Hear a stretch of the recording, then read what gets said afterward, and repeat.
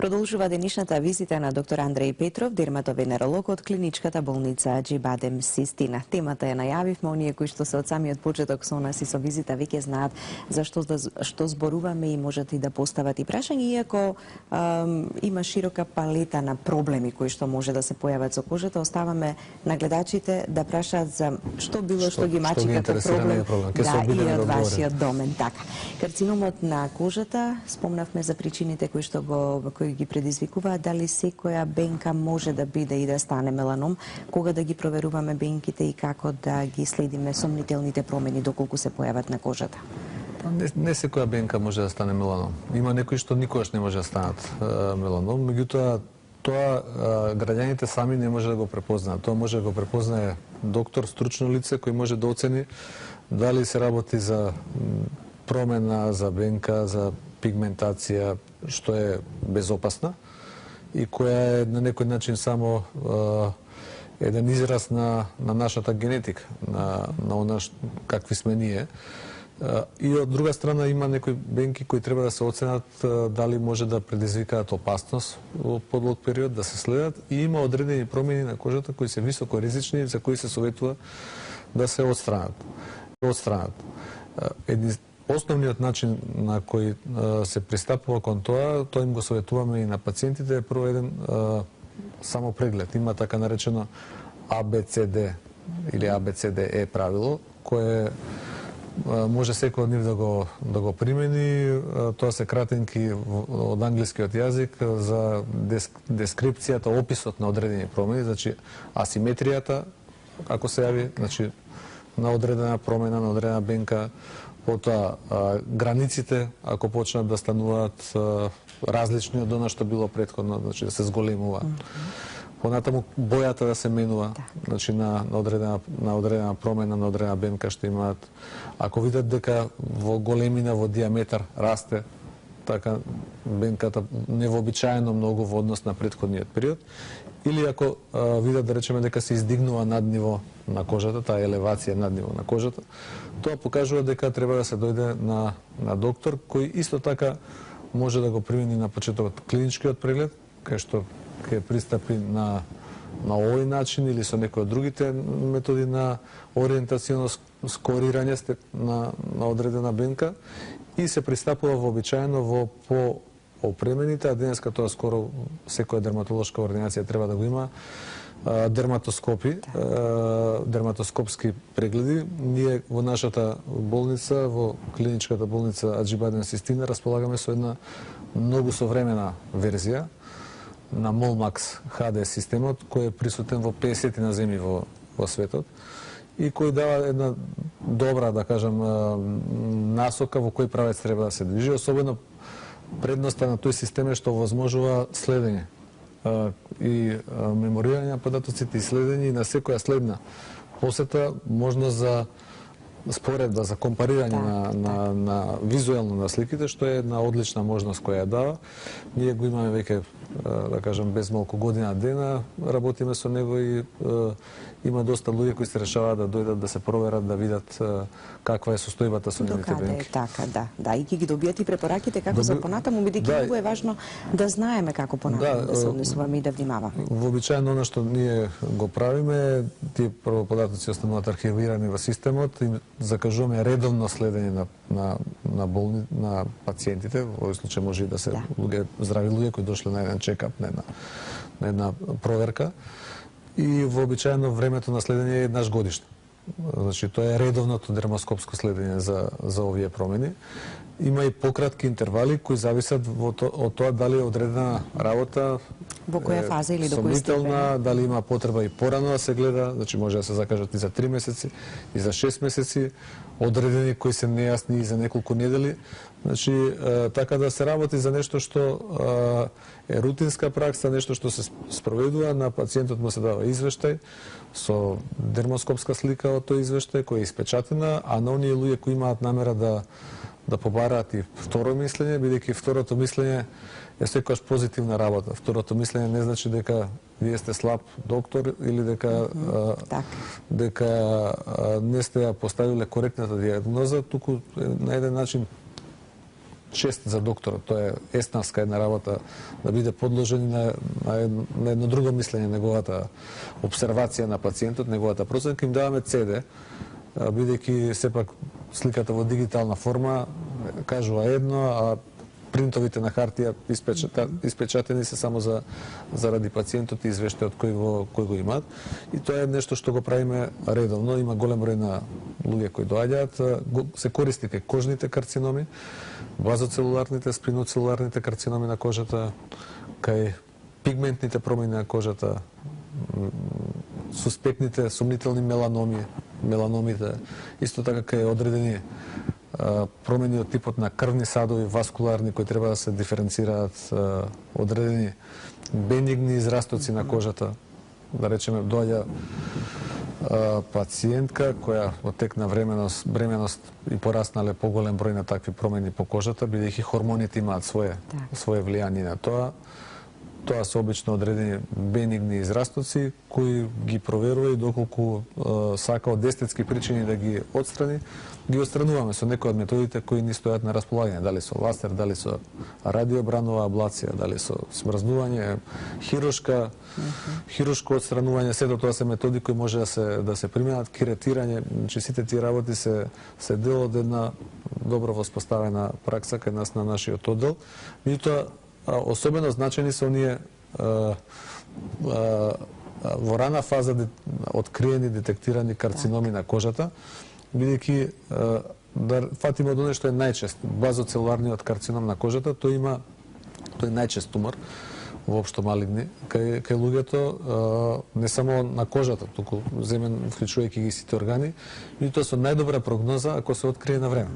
Значи, многу ретко метастазира оддалечено, но расте локално. И вие ако го оставите некоја рана која на носот или на челото или на образот која била со години, може да направи кратер, дупка цела со зафаќање на подкожното ткиво, на коската, па дури да влезе внатре, да го пробие черепот и да влезе во обвивките на мозокот, што би довело до една инвазија во континуитет, не со метастази, туку поради тоа што со тек на години тоа стоело, луѓето не обрнале внимание и може да доведе до несакани последици. Инаку, ако се на време тоа открие, се третира многу едноставно и прогнозата за лекување е веќе многу подобра, така и поуспешна. Да, тоа е нешто што е важно да се каже, а неговиот основен етиопатогенетски фактор е сончевата светлина. Значи, кај луѓе што се многу експонирани на сонце, земјоделци, луѓе кои не знам, работат постојано изложени надвор, не знам, во делот на луѓе во нивните професии кои таква им е работата, едноставно мора да бидат на отворено, и тука им советуваме да се штитат од сонце со високи заштитни фактори за сонце, со соодветна облека за да тоа се спречи.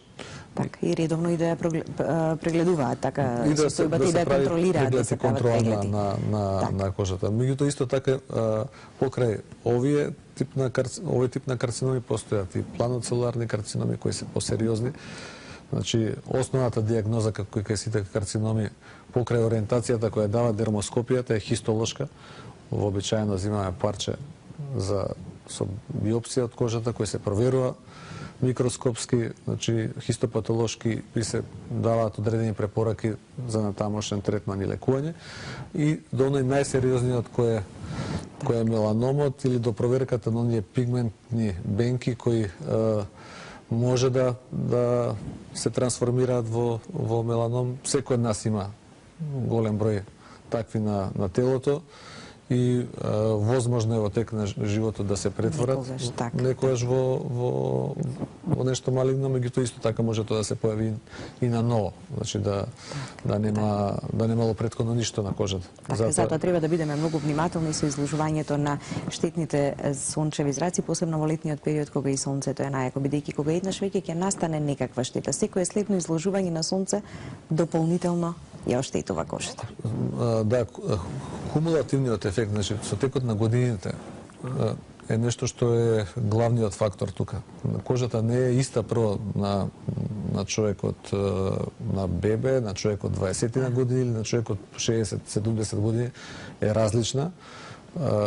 Второ, поминала низ долготрајна кај повозрастните изложеност на сонце, изложеност на ветар, изложеност на надворешните фактори, тоа предизвикува одредени промени и тие промени се нешто што треба да се свати сериозно тогаш кога ќе се појават и да се дојде на доктор, да се човекот провери, да се прегледа детално и да се види за што се работи. Така, да. Да ги слушнеме сега и гледачите, нивните прашања, па да го слушнат и советот и препораката. Добар ден, повелете. Повелете. Добар ден, поздрав до доктор Андреј Петров и водителката. Ви Молам, ја имам благодарим. еден голем проблем. Не знам дали до сега некој го има тоа, него проблемот е што моите ногти се црни. А вие сте кожен доктор, ве молам, на повеќе Така. места сум била. Дали со циркулацијата, со стое, има ли за тоа лек? Да дојдам ке вас, ве молам, докторе. Добро, ви благодарам. Доволни ли се вака информациите или благодарам ако треба и прашањето. дополнително нешто прашајте? Промените на ноктот може да бидат од различно потекло. Значи, вие кажавте една од причините од циркулацијата може да се јават генерално промени на стопалото, помеѓу кои промени на ноктот. И тоа може да бидат и од други причини. Може да бидат дистрофии на ноктот кои се јавуваат, може да бидат одредени инфекции на ноктот кои треба да се докажат, кои не може само врз база на објаснувањето на тоа што се случува. Промените на бојата на ноктот може да бидат поврзани со одредени габични, значи микотични инфекции, особено ако се јавуваат и нерамнини на површината на ноктите, задебелена ноктена плоча, значи исто така кај некои луѓе се јавуваат враснати нокти во кожата, различни деформации од различно потекло, искривување на ноктите кои може да бидат, не знам, од дефицит на одредени минерали до одредени генетски, да кажам, условени фактори. Секој од нас може да има и генетски дистрофичен нокт. Таков е ноктот. Едноставно така се раѓаме. Значи, тоа е исто така фактор кој не треба да се занемари и јас би ви препорачал да дојдете да видиме за што се работи, па можеме конкретно и да ви кажеме како понатака да се тоа третира. Така. Добар ден за следниот гледач. Повелете. Добар ден. Ве слушаме, повелете. Поздрав до докторот и до водителката. Ви благодариме. Вака, имам едно прашање, се работи за трудница додека беше сестра ми. Се јавија ки по целото тело, повеќе по градите, под градите и така понагласени ми сам поиспакнати. Меѓутоа се јави и во носот една и рекоа беше на уво грло, рекоа дека е полип. Потоа да време на пораѓајот, баш дента јас кога ја видов, беше дури излезен од носот и сега се повлекува. Дали е можно да се повлечат сами по себе или мора да хирушки зафат? Па добро, сега јас можам да кажам во делот на ова што е по кожата што ми кажувате. Како што веројатно слично нешто што го споменавте како пример. Да, тоа го дава како пример јас. Нели која што дека се случува во бременост да кај повеќе пациентки да се јават одредени промени на кожата или тие постоечките бенки што ги имале да почнат да растат поради хормоналната стимулација, високото ниво на естрогени хормони во бременоста предизвикува ширење на одредени, да кажам, израстоци на кожата, особено некои од нив што се од вирусно поттекло, како ова што го спомнувате, папилом и така натаму, може да порастат. Меѓутоа, конкретно, за она што ме прашувате за промената во носот, тука треба да ја види некој човек што е специјалист за уво грло и нос, оториноларинголог и да ви советува. Вообичаено, она што колку што моето знаење во оваа област не е големо, меѓутоа навлегува дека тие се отстрануваат. Тие ги отстрануваат и јас би советувал да се јавите на специјалист за уво грло и нос. Така, а може и дерматолог, за дерматолог, за бенките кои што се појавиле, чисто да се проверат, да се види нели. Ние стоиме на располагање на мојот оддел да дојдете да ги погледнеме. Така. Продолжуваме со вашите јавувања и прашања, почитувани гледачи. Добар ден и за следниот, повелете. Добар ден. Добар ден. А може би и до доктор Петров е прашањето атероми. Повелете. Кои знаат и да бидат и воспалени. Дали е тоа кожна болест или е за пластична хирургија? Па и едното и другото, сега како да ви кажам, да ви објаснам. Дел од тие запушени жлезди може да се повлечат под дејство на антибиотска терапија и одредени други средства локални. Дел од тие што не се повлекуваат, ако често се воспалуваат, инфламираат, треба да се извадат, треба да се направи нивно отстранување, бидејќи вообичаено се наоѓаат на местата обично на лицето и на другите места кај што има лојни жлезди. Сепак е тоа работа со која треба да се, за да се отстрани како што треба, да се зафати пластичен хирург, заради тоа што последиците по отстранувањето треба да бидат во вид на еден фин рез или една фина рана која нема да се приметува повеќе отколку што се приметува атеромот. Така да, ако е нешто што се јавило инцидентно, може да се проба да се третира со антибиотска терапија, доколку се повлече супер, доколку не се повлече, а прави проблеми од естетски причини или пак од причина на тоа што често пати се зголемува, се воспалува, без разлика на кој дел е, дали лицето, дали грбот. Сега шпекулирам, може да се јавите на пластичен хирург и да се направи хируршка обработка. Така. Следуваат реклами, почитувани гледачи, но останете со нас. По рекламите продолжуваме со денешната визита, темата за која што зборуваме, а брзо потоа ќе го имаме и вклучувањето на магистер Илчо Захариев, кој што ќе ни даде и повторно совети и препораки за лековитоста на билките.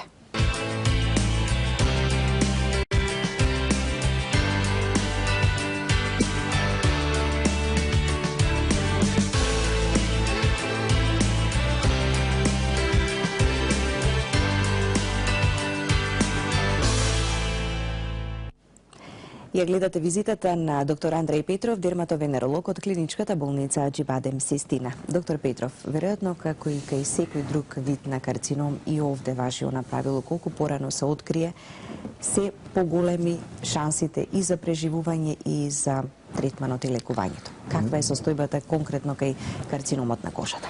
Несомнено дека е така како што кажувате и тоа е особено, мислам дека важи тука, бидејќи па можноста за откривање постои повеќе отколку на некои други места кои не ги гледаме. Значи и кај карциномот на кожата, каде што со раното откривање со лесни интервенции може да се отстрани и да нема никаков проблем за човекот, меѓутоа дури и кај оној најмалигни тумор на кожата, меланомот, доколку се открие во раните фази, процентот на 5-годишно преживување е огромно, над 90%. Тоа зависи од многу фактори. Ние имаме стадиумска класификација која вообичаено ја користиме, значи која зависи од повеќе работи, од дебелината на туморот, типот на клетките и така натаму, дали е зафатен некој друг орган, лимфни садови, дали има оддалечени метастази. И има еден многу прецизен систем кој јас им го советувам понекогаш и на самите пациенти, тоа е така наречената NCCN класификација, тоа е националниот американски канцер регистер кој дава препораки за кои има широк консензус во стручната јавност. Значи никој од клучните фактори не мисли поинаку. Така да затоа треба да се дојде рано, да се направи преглед, ако има потреба и советот да се чуе од докторот, она правило него чепкај, него рчкај, да не го подзалјутиш, народски кажано, за овие пигментните бенки е чиста глупост. Тоа е нешто што не важи, што е немедицински и што луѓето треба да го заборават. Напротив, ако е нешто сомнително, треба да се отстрани. Ако е нешто сомнително, треба да се земе материјал за да се види што е. Значи, тоа вообичаено се прави или со ексцизиона биопсија, со вадење на целата таа површина, или со панч, она што ние го правиме со една штипка, кај подебели, поголеми промени, за да се види за што се работи. А потоа, во зависност од тоа што се работи, се оперира. Исто така има уште една догма, да кажем, во медицината, која е расширена, за жал и некои колеги ја практикуваат. Значи, не секоја бенка што е сомнителна треба да се вади со широк заштитен рап од 2 сантиметри. Дури од кога нешто ќе се знае точно што е. тогаш се пристапува кон таква една интервенција, затоа што е глупаво човек да го сакатите, да кажем, да му извадите огромно парче и да го естетски деформирате за нешто што можеби на крај ќе испадне дека е ништо. И сето тоа е постапка која се прави вообичаено. Ама затоа тоа дерматологот ќе го процени, на доктор. Понекогаш е подобро да се прецени опасноста. Че мене од аспект и на искуството и на што го правиме, без разлика што понекогаш ќе се уплаши и човекот и пациентот и може ќе го подисплашите за некоја работа која ви личи дека е сомнителна, подобро да ја прецените опасноста, па да се извади нешто што е и банална бенка некоја, отколку да ја подцените. Да нешто што требало да се извади 100 со години и да заради тоа потоа се дојде до на непоправлива состојба, заради тоа се работи кои се прават. Терапијата вообичаено е хируршка, тука кај меланомите во напредната фаза нормално дека тука да се вклучуваат и онколошката терапија, се работи за тумор кој е отпорен на рентген зраси, така да во евентуално доаѓаат одредени типови на лекови како хемотерапија, одредени нови тераписки, да кажем, третмани кои се поприлично скапи, кои се прават, меѓутоа кои за прв пат внесуваат една светлина дека кај овој тип на тумори во напреднатите фази можеби во иднина ќе има можности да се тоа третира многу поуспешно отколку што се третира сега. Така. Во секој случај, основните и главни препораки би биле да ја следиме секоја промена на кожата, бенките, навреме да побараме совет од дерматолог, да се штитиме од сонцето на прво и основно место, посебно нели во летниот период кога се и најаки сончевите зраци. Хајде сега малку и за позитивната страна на светлината. Па да, во терапијата на кожните проблеми. Да не испадне дека се што е поврзано со сонцето е да кажам штетно. Сонцето има корисни многу работи и генерално светската наука поминувала низ фази различни. Од оние кај што, да кажем, се штителе една фаза, така наречена порцеланска фаза, кај што се штителе целосно од сонце, некаде, не знам, на крајот на 19 век до она масовно изложување на сонце, на солариуми, за да се добие бронзениот тен кој што бил некаков престиж. Да. Средината на минатиот век, некаде каде што веќе се почнати првите да кажем, несакани ефекти да се согледуваат и да се документираат од сонцето и е преидено во нешто што е исправно сега да се што повеќе штитиме од сонце, иако сонцето било фактори за излекување, да речеме, на повеќе болести, пронеден е неговиот ефект кој е, значи, делувал успешно и на одредени инфекции, меѓутоа исто така и на делувал успешно и на третман на одредени болести, да речеме за псоријазата. Сонцето е и сончевите зраци, ултравиолетовите А и ултравиолетовите Б зраци се нешто што е, да кажам, веќе децениска и успешна терапија, една од најдобрите која се спроведува и тоа е нешто што не може да се потцени или, да речеме, ефектите на светлината денеска се користат во многу и во производство на одредени системи кои служат за одредени интервенции. Еден едноставен пример е лазерската светлина, која е широко употребувана денеска и во естетската хирургија, и во дерматологијата, и во некои други гранки на медицината, кај што се користи ефектот на светлината заради третман на одредени болести, меѓутоа се користи, да речеме, во дерматологијата и за подмладување. Значи, за обновување на кожата на лицето, за рејувенација, лазерскиот третман е нешто што има документирани студии во кои ја покажуваат неговата ефикасност. Особено оваа нова метода која ние користиме кај нас во болницата, на така наречената фракциона фототермолиза, која со фракционен лазер, кај што се штити кожата од една страна, се удира на мал дел од кожата, а се предизвикуваат ефекти на целокупниот третиран дел, е нешто што се применува многу и е нешто што наоѓа голем интерес и кај луѓето и значи се користи, народски кажано, да на кожата и се врати онаа потпора, оној колаген, оној изглед што го имала што и со текот на времето го губи природно, така? И сега на тој начин ние го надокнадуваме сите оние флеки, неуедначености на тенот со тек на време кои се явуваат, кои се повторна последица на сонцето, сега можат и со дел на една светлосна терапија да бидат и отстранети. Значи, светлината има и своји позитивни ефекти, И тие позитивни ефекти исто така се користат и во медицината.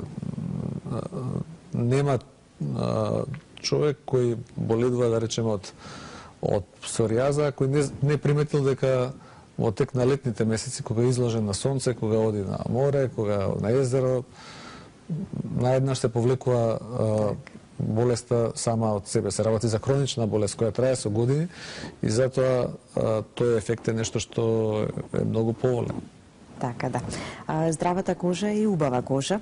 Треба да се грижиме за неа и да се обидуваме нели да го спречиме предвременото старење.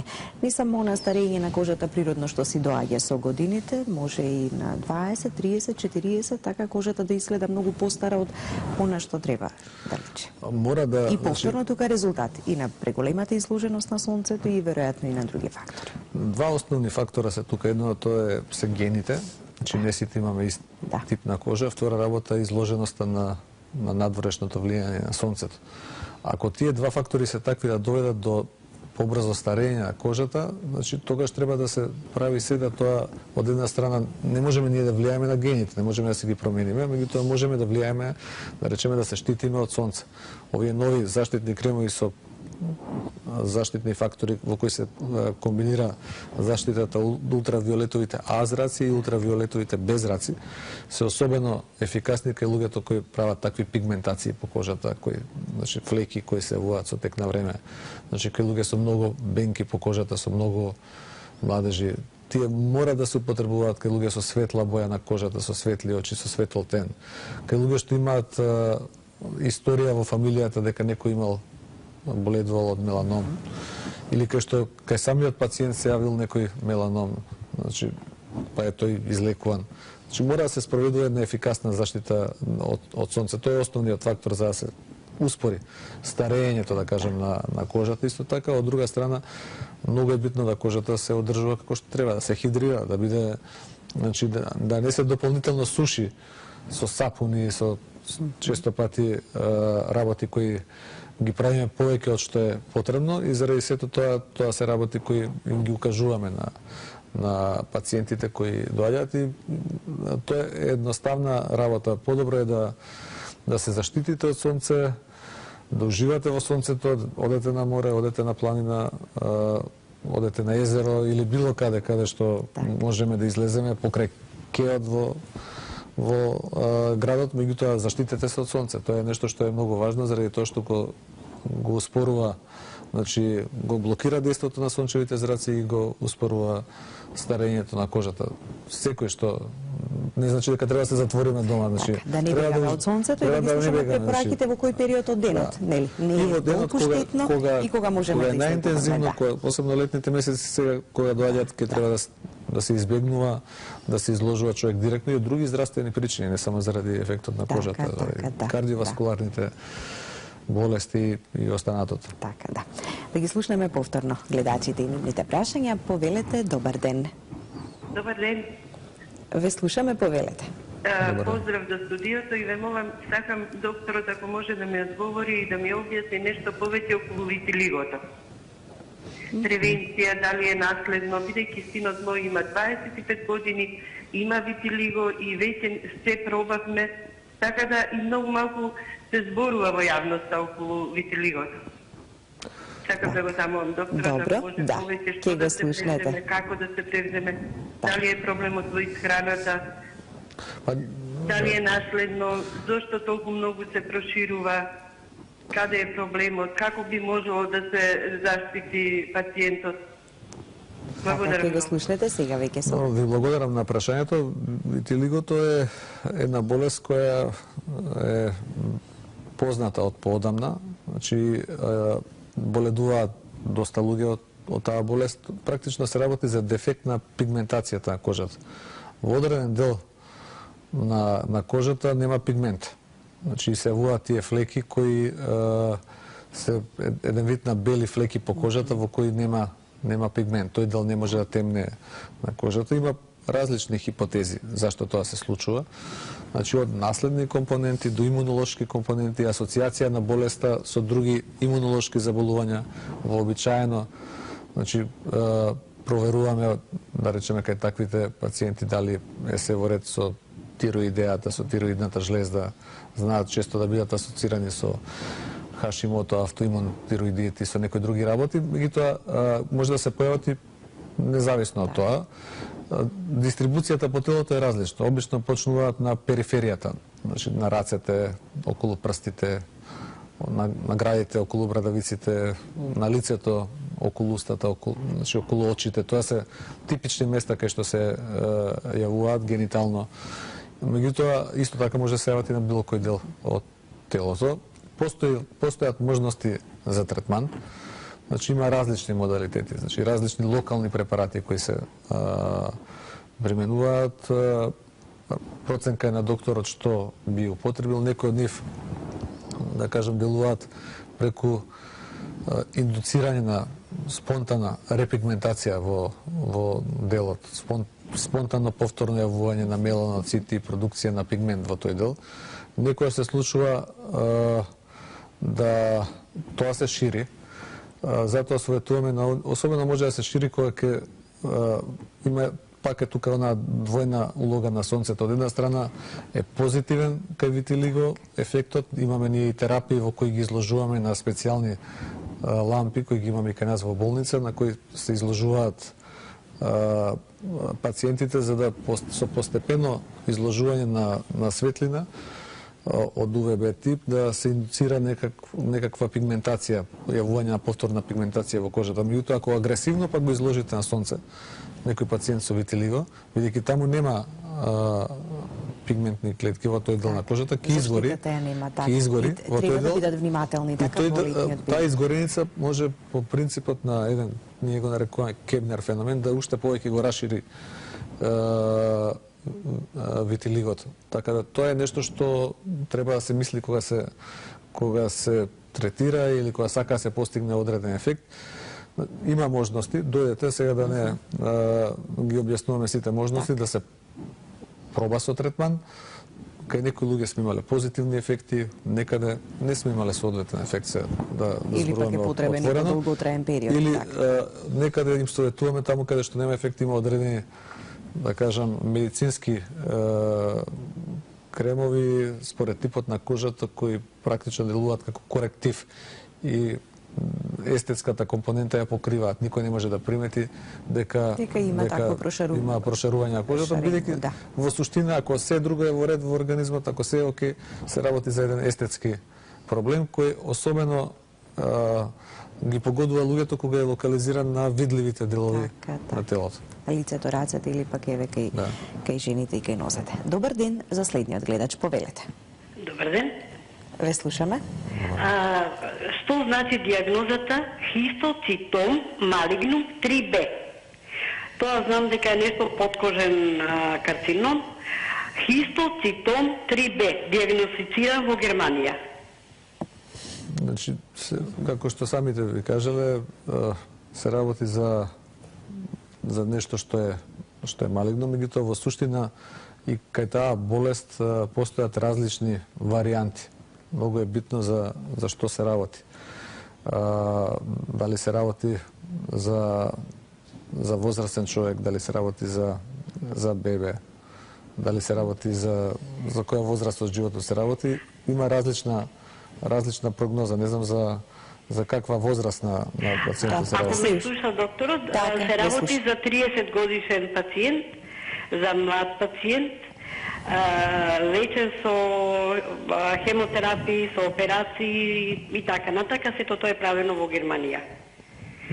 Меѓутоа, сакав докторот ако може големо објаснување да ми даде. Па ја, што би кажал, вообичаено кај сите малигни болести има еден тимски конзилиарен пристап, кај што се вклучуваат и специјалисти онколози околу таа работа, особено таму кај што се дава хемотерапија, па тоа е нивна работа. Јас би ви советувал да се јавите значи, кај нас во болница или значи, на онколошкиот оддел, или дојдете кај нас па ќе видиме, бидејќи се работи очигледно за промена која е на кожата, да видиме кои се можностите и што може во терапијата да се делува. Вообичаено постојат можности ова да се третира. Не е нешто од оние рапидно прогресивни болести и тумори, меѓутоа пак ставам ограда бидејќи врз база на само информации по телефон не можам да ви кажам ништо по-конкретно. Во принцип малигните болести се третираат тимски конзилијарно од онколошки конзилиум. Така. Добар ден и за следниот гледач, повелете. Добар ден. Ве слушаме. Поздрав до докторот и до водителката. Ви благодарам. Имам едно прашање. Синот мој има 54 години и има доста бенки по кожата, позади, на грбот, од кои 2 се поголеми. Пред 5-6 години бевме на дерматолог и ни кажа дека се тие бенигни туморчини и дека не се опасни. Ама синот мој, тука му седи паметот, сека вече вели мамо, видиме бенката ова, ама нема никакви промени на бенките, така се од кои ви викам 2 се поголеми.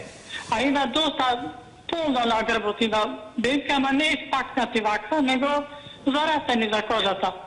Што ми препорачува докторот сега за овие 2 поголеми бенки, а нема никаква промена? Така, рековте пред 5 години, така сте биле на преглед, од тогаш? Пред 5 години бевме на дерматолог и ни рече дека овие се бенигни туморчина, нема опасност, иначе јас сум медицинско лице, медицинска сестра сум.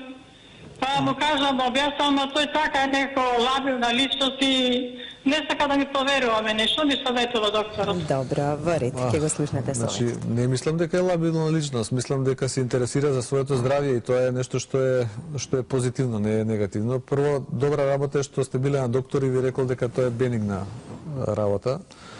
Втора работа што сакам да ви ја кажам е добра работа што нема никаква промена со тек на толку години. Самата големина на промените не е некој клучен фактор. Меѓутоа има една работа која ја кажувате, која е временски, да кажам, предолга дистанца. 5 години е предолг период за да тоа повторно не се контролира. Овие посебно внимателно. Уште еднаш да повторам дека редовното следење, особено за пигментни промени, вклучително и дермоскопијата, се прави еднаш годишно. Тоа се препораки кои постојат и тоа треба да се почитува, бидејќи во тек на една година може да се јават и некои нови промени на кожата кои претходно не постоеле. За една година може да се согледаат и евентуалните промени на постоечките пигментни промени кои сте ги имале, да се споредат, да се види како тоа изгледа, дали има разлики во пигментната мрежа, дали има некои отстапувања, дали треба да се направи нешто дополнително, дали треба да се отстрани, дали треба да се направи хистолошко исследување. Сето тоа се работи кои може да се направат, а за работи кои пречат од естетски тип или како што кажувате му седи паметот тука, може и да се извадат. Тоа не е погрешно. Значи, ако гледате, значи во Америка се што на луѓето им пречи од тој тип, од естетски тип, тоа се отстранува и да е тоа нешто што е ризично во една земја каде што препораките на FDA се многу ригорозни, тоа не би го правеле. Значи, дојдете да видиме што е. Ние имаме можност кај нас во болница да правиме total body scan или целосното тело да го исследуваме за овие пигментни промени дел по дел со оваа техника MolMax HD која имаме и дојдете па ќе видиме за што се работи и да можам да ви сугерирам што е тоа што треба во иднина да се направи. Така, да не се остава повторно толку долг период. 5 години е предолг период. Ќе биде и самиот пациент посмирен, нема да биде толку преокупиран, нели дали бенките се во истата состојба или пак има некоја промена, еднаш годишно е доволно да се види и да се процени состојбата од дерматолог. Така, да. Во продолжение, почитувани гледачи, ќе ги слушнеме советите и препораките од магистер Илчо Захариев, кој денеска зборува за здравецот, една од најраспространетите лековите билки на нашите простори. Добар ден, почитувани гледачи. Повторно сме вашите домови преку емисијата Визита, емисија на Канал 5, осмислена емисија да ве научи што повеќе за болестите. Лекарите кои доаѓаат во емисија да ви дават корисни совети, да ви дават совети како да препознаете болеста, кај да се јавите, на кој лекар, да се препише терапија, успешно се лекува. А јас имам само еден мал допринос во оваа емисија да ви информирам дали во нашата традиционална медицина, дали во фармакогнозијата, науката за лековитите растенија и во фитотерапијата има можности да лекуваме некои заболување. Денес ќе зборувам за растението здравец. Латинското име на здравецот е Geranium macrorhizum. Иако мора да кажам дека има повеќе врсти на здравец, Нашиот автохтон македонски здравец кој го има по нашите планини, посебно растение кое е распространо и распространето во Источна Македонија, на планините Плачковица, посебно на Малешевските планини, каде има илјадници хектари под ова растение, каде сојните и присојните, каде карпите се обложени со ова растение, кое растение се култно култивира во секој двор во Малешевијата. На секој гроб мора да има здравец, а и самото име здравец кажува дека тоа растение има големо значење за здравјето. Значи, гераниумот кај нашиот народ низ векови наназад, па се до ден денеска има култно место како многу значено лековито растение, а многу е битно кога се приближуваат сега великденските празници, нашиот народ во своите верувања верува дека ако децата ги избањаат во вода во која има здравец и варено црвено јајце, тие деца ќе бидат здрави.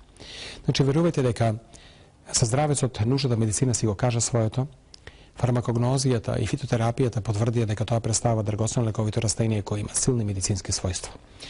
Значи, рековме дека од ова растение може да се искористат доста делови, значи расте како самоникнато, може да се култивира и тоа се искористи наземниот дел, хербата, тоа се листовите со цветовите, но истовремено се искористи ризомот или подземниот дел кој има голема лековита моќ.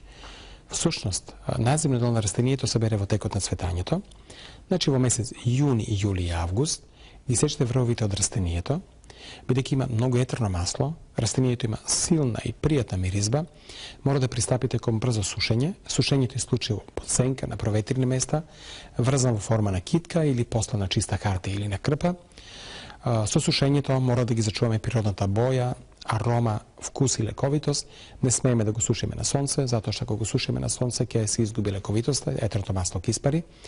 Коренот мора да кажам дека пак се суши на сонце и тоа кога ќе го набереме, односно ризомот, ќе го измиеме, ќе го исечеме на ситни парчиња и ќе го сушиме на сонце. И верувајте дека и коренот и надземниот дел треба се чуваат во хартиена амбалажа. Надземниот дел треба да ви трае некаде околу година дена, не берете поголеми количини, додека ризомот може да биде стабилен и до 5 години, ако е добро исушен и ако неговата влажност е испод 12%. Значи, гледаме дека здравецот има навистина добри особини. Хемискиот состав е целосно испитан, има доста етерно масло во кое има на материја која се вика гераниол. Во него има многу танини. Да речем, во ризомот има до 30% танини, а танините представуваат деривати на фенол, односно деривати на гална киселина, и тие имаат силни антибактериски својства, имаат силни астригентни својства и представуваат и неприродни антибиотици. Во ова растение има доста флавониди, има смоли, има доста стероли, органски киселини, минерални материи, има доста и витамини. Значи, здравецот е целосно проучен, не е отровно растение, представува навистина извороден природен лек, кој го има по нашите планини и потребно е во нашите домашни аптеки да имаме здраве, затоа што навистина тој ќе ни помогне. Здравецот има широка примена, се користи за внатрешна употреба, да речеме се користи за лекување на респираторни заболувања, но истовремено се користи за лекување на стомачни заболувања поради содржината на танини, така да ако имаме, да речеме, некое стомачно заболување, посебно ако имаме пролив од бактериска природа, припремањето на чај во здравец, посебно од ризомот на здравец, може да помогне. Прво да се рехидрирате, а истовремено танините кои ги има во ова растение делуваат силно антибактериски. Значи, не ви се потребни лекови, ако имате пролив, доволно е да имате здравец. Со пиењето на чаеви вие ќе се рехидрирате, а истовремено фенолните деривати кои се наоѓаат во тоа растение како танини делуваат силно антибактериски. Мора да кажам дека здравецот ја подобрува циркулацијата и се користи како тоник. Значи, отому нашиот народ му верува на тоа растение. Значи, ако пиете чаеви од надземниот дел, од хербата, доаѓа до подобрување на метаболизмот, до подобрување на циркулацијата, до јакнење на телото и од тие причини доаѓа до подобрување на имунитетот и отпорноста, и затоа оние кои користат чај од здравец во зимскиот период се повеќе здрави. Потому народот, да речеме, традиционално му дадено такво име, а и му верува на ова растение. За нас е битно дека здравецот, односно ризомот од здравец, може да има широка примена во дерматологијата, значи за лекување на кожни болести. Бидејќи во тоа растение има доста флавониди, а има многу и танини, од ова растение може да се направат препарати за надворешна употреба во форма на тинктури, екстракти со алкохол, но може да се направат и лековити масти, а истовремено може да се направи пулверес или прашок од ризомот. Значи, ако имате некоја повреда, рана, која гнои, ако имате некој силно воспаление на кожата, може да направите препарати од здравец и да ги користите успешно за санирање на овие повреди, рани, посекотини, дури опекотини. Значи, о тому да речеме, нашиот народ ова растенија го користи за лекување на дерматолошки заболувања. Всушност, здравецот има една добра особина да се користи во интернистичката пракса, бидејќи рековме дека содржината на сапониди кои ги има во надземниот дел на ова растение, кои делуваат диуретично, го зголемуваат мокрењето, доаѓа до намалување на волуменот на течности во телото, па може да падне и крвниот притисок.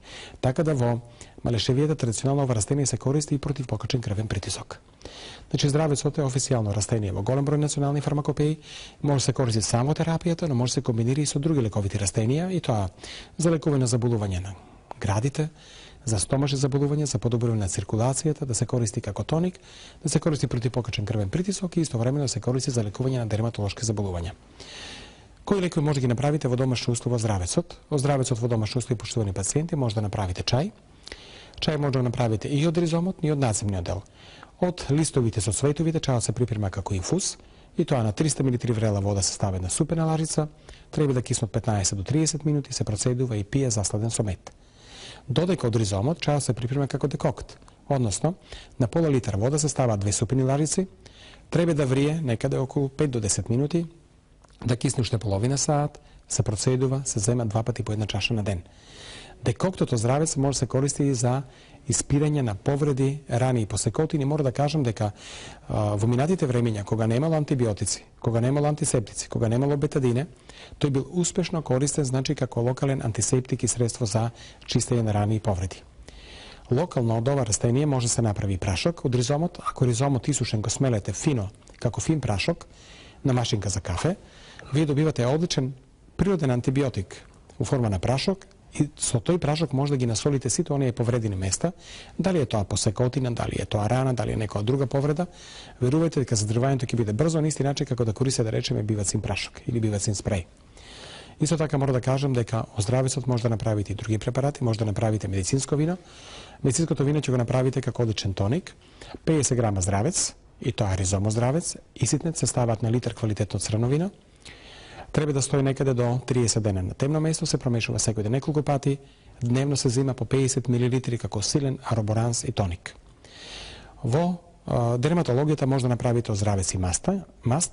Маста се припрема на следниот начин: 50 грама испулверизиран како прашок ризом се ставаат во тегла и се заливаат со 500 грама растопен ланолин.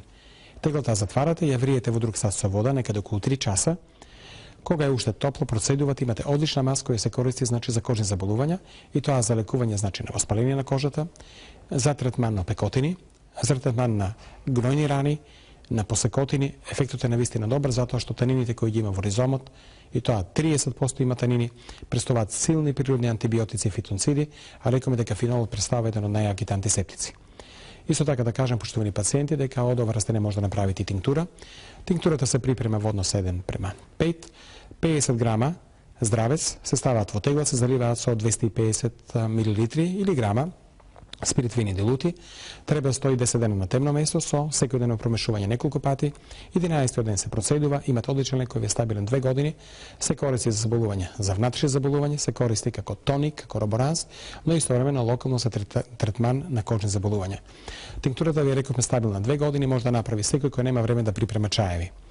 Значи, почитувани пациенти, тинктура се користи 3 пати дневно по половина кафена лажичка орално или локално, да речеме, за чистење и за третман на повредени места. Почитувани пациенти, гераниумот или здравецот представува едно од нашите најлековити растенија. Медицината го даде своето мислење за ова растение, а современата фармакогнозија го вкрсти меѓу најлековитите растенија, а бидејќи тоа растение го има навистина на големи пространства во цела Македонија, убаво е да го запознаете и да биде составен дел на секоја домашна аптека. Всушност, одговорноста према нашето здравје е пред се одговорност на секој поединец. Медицината навистина може да помогне на одговорни пациенти. Сепак на крајот морам да кажам дека лековитите растенија представуваат помошна и адјувантна терапија. Го немат интензивното и силно дејство на готовите лекови кои се во поголеми концентрации, но нивната долготрајна примена може и како да има влијание врз нашето здравје. Затоа да ги искористиме даровите на природата, кои ни ги дала природата во Република Македонија, и лековите растенија нека бидат составен дел на секоја домашна аптека. Поштувани пациенти, на наредната емисија и посакувам да имате многу здравје. Препораки и совети како да го користиме и да го искористиме здравецот кога имаме некаков проблем, она што господинот Илчо Захариев го упати како препорака и совет токму до нас за една од најраспространетите лековити билки на нашите простори. До крајот на денешната визита ни остануваат неколку минути кои што секогаш ги користиме за совети и препораки од докторот кој што ни е дојден на визита до сите нас. Што ќе ни препорачате и што ќе не советувате кога станува збор за кожата? А она што би сакал да им го советувам на вашите гледачи, на граѓаните, да едноставно водат сметка за собствениот изглед, за собствената кожа, не само заради естетски причини, што исто така е битно, туку и заради здравствениот аспект на кожата. Да се штитат од сонце секогаш и секаде, бидејќи времето на тврдењето дека бронзениот тен е нешто што е најдобро, се покажа дека не е така.